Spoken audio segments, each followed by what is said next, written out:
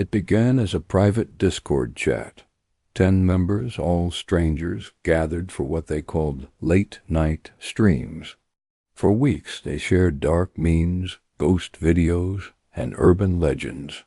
Then, one night in March 2024, the feed changed. A camera turned on, showing a quiet Texas bedroom. No username, no explanation.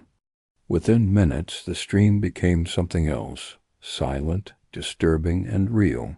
By morning, the entire server was gone. The usernames deleted, the messages wiped. But screenshots, recordings, and IP traces remained. When investigators followed the digital trail, they uncovered something darker than any urban legend. A live crime broadcast to an audience that thought it was fiction, and none of them tried to stop it. Discord servers are small worlds, private, coded, and invisible to anyone outside the link. The group that investigators later called the 10 began as a late-night chat in early 2024, created by a 22-year-old college dropout from Waco named Tyler Grant. He called the server Duskbren. Its icon was a pixelated moon. Members joined through Reddit threads about horror args, creepypasta, and found footage edits. Each user hid behind a name: Night Cook, OMNIVOID, Shiver, and Red Roomy. At first it was harmless digital folklore, analyzing viral ghost live streams, debunking urban legends. But around February, screenshots showed the tone shifting. They started posting violent prank videos, then true crime recreations. Tyler encouraged it, writing, "Reality hits harder when it's live. The chat logs recovered later by the FBI. I show long debates about what counts as performance." One user posted, "If no one gets hurt, it's just art." Another replied, "Pain is the art."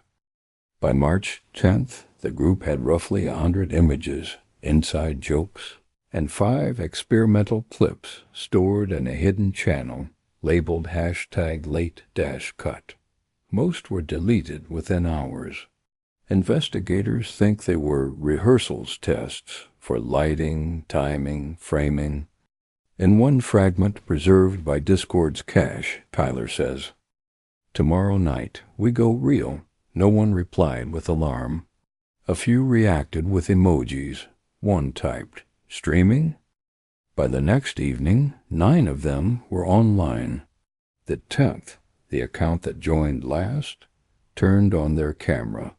That moment would become the beginning of the kill stream. March 11th, 2024. At 11:48 p.m., Discord servers logged a burst of data from a private group connection originating in Central Texas. The file labeled latecut_06.mp4 began transmitting live to 9 connected viewers. It lasted just under 13 minutes. Investigators later reconstructed those minutes from cached fragments and mirrored screens. The first frames showed a quiet room, a small desk, a lamp, a webcam pointed at a blank wall. In chat, users typed emojis, question marks, and jokes. Then the lens refocused. Someone had stepped into frame. Their face wasn't visible, only the reflection of a phone recording the monitor. At minute 6, one user typed, "This is real?" Another replied, "Bro, chill, it's a skit." No moderator intervened. The feed continued, distorted sound, camera movement, and finally a shadow crossing the light. At 12:01 a.m., the connection cut. 8 of the viewers stayed online for another hour, debating what they'd seen. Tyler, the server owner, typed only once, "Delete everything." Within 3 hours, the server Duskbren was gone.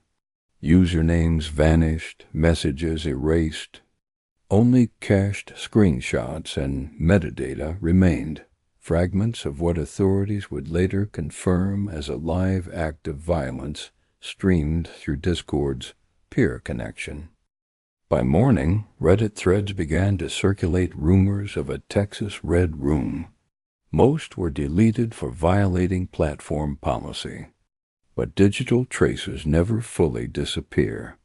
And behind the fragments, investigators saw a pattern, a digital echo of spectators who thought they were just watching performance art until the signal went dark.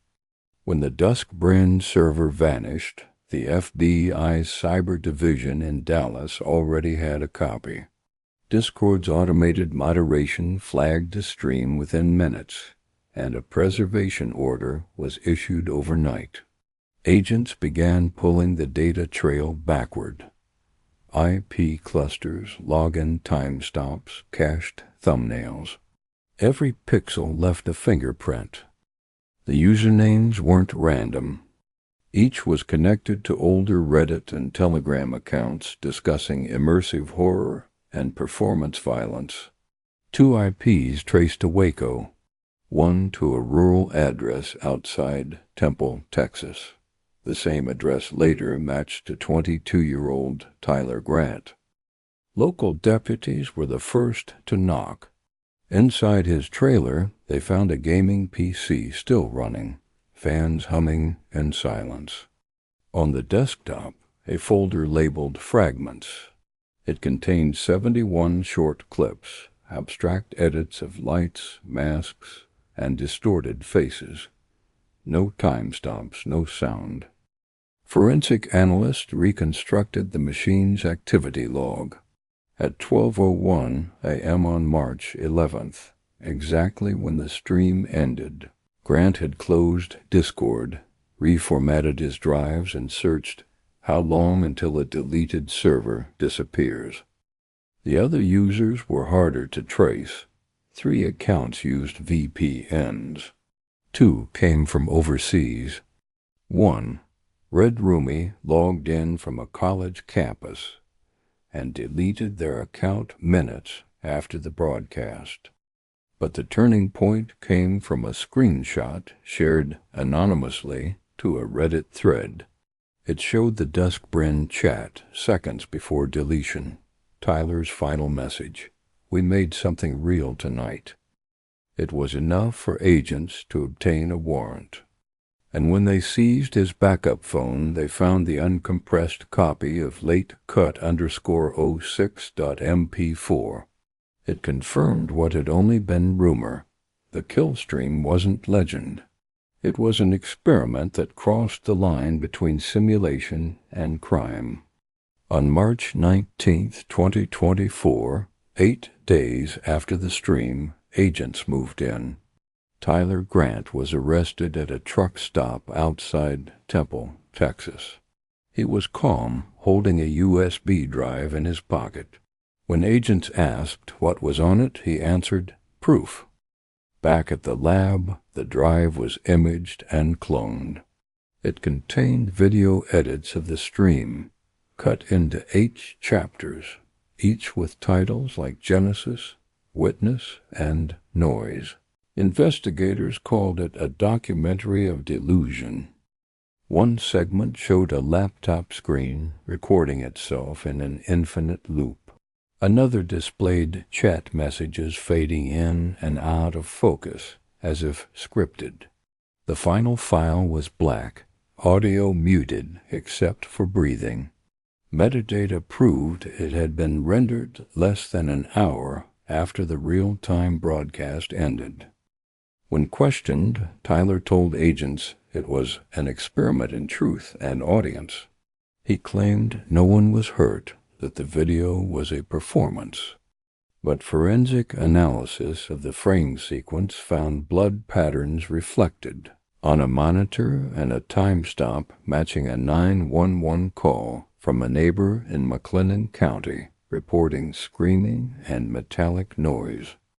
Investigators traced the sound signature to his trailer. There was no body inside, only stains beneath the floorboards. DNA tests matched a missing acquaintance who had been seen with Tyler 2 days before the stream. The media called it the kill stream, but to federal agents it was a case study in spectatorship, how 10 anonymous users became unwitting witnesses. As one investigator said in court, "It was not a movie. It was a mirror." When the FBI confirmed the authenticity of the kill stream, the story exploded. Within hours, Texas Discord case trended across Reddit, Twitter, and YouTube. Clips, screenshots, and reaction videos flooded the feed, each claiming to have seen the original stream, most fabricated. The real footage remained sealed by court order, but the legend multiplied. On Discord, thousands of new servers appeared overnight, mimicking Duskbrin's design. Some were ironic recreations, others darker. Users uploaded horror role-plays under names like Night Cut and Echo Room, chasing the same attention that had turned one crime into myth. By April, tech forums were calling it the new Red Room Panic. Investigators called it something else, a contagion of curiosity. Digital anthropologists noted the pattern. Viewers obsessed with the unseen mistaking horror for discovery. Tyler Grant's mugshot became an icon of online morbidity, circulated beside conspiracy theories claiming he was framed or that the stream was still live somewhere on the dark web. Each repost blurred fact and fiction a little more. Discord and Reddit issued mass bans, purging keywords tied to the case. But the harder the platforms tried to erase it, the faster mirror threads appeared. In less than 2 weeks, the kill stream became both evidence and entertainment. A cybersecurity analyst told the press, "We watched collective voyeurism evolve in real time. No one wanted to believe it was real, because believing meant admitting they'd watched." By summer, hashtags faded, but the digital footprint didn't. Somewhere in cached corners of the internet, fragments of the stream still exist, a reminder that deletion is just another form of preservation. A year later, the kill stream still lingers, not as a file, but as a lesson. The case became required reading for digital forensics courses across the U.S., a study in how anonymity turns witness into accomplice. The footage itself remains sealed under Federal Evidence Order 42 F19. Only 34 people have ever seen the full recording, every one of them an investigator. For the public, the story is memory shaped by rumor. The deleted server, the missing users, the phrase, "We made something real tonight." It became a shorthand for internet mythology, an event that blurred performance, crime, and audience until no one could tell them apart.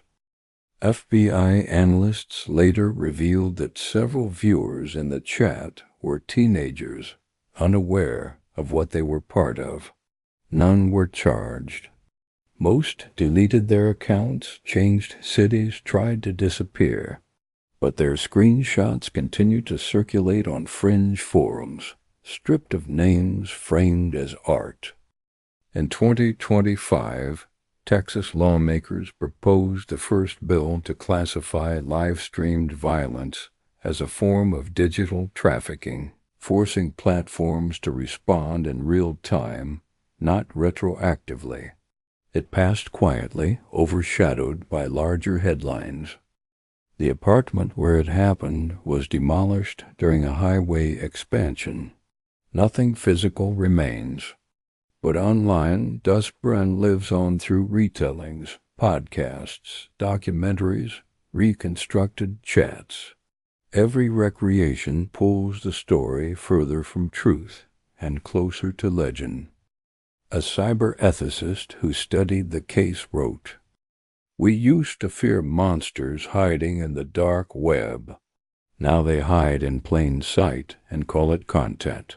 And somewhere in a server log no one has yet erased the words latecut_06.mp4, upload complete, still exist.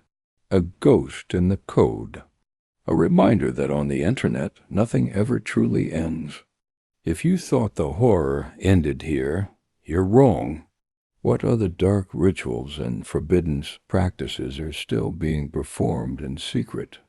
Dive deeper into the chilling world of haunted ceremonies, banned footage, and eerie folklore that refuses to stay buried. Click on the playlist to uncover terrifying recordings, lost evidence, and disturbing stories they never wanted you to see. Don't forget to like, comment, and subscribe for weekly uploads of spine-tingling footage and dark tales that echo from the shadows. This is the Forbiddance Archive, where the hidden truth and haunting evidence come to life.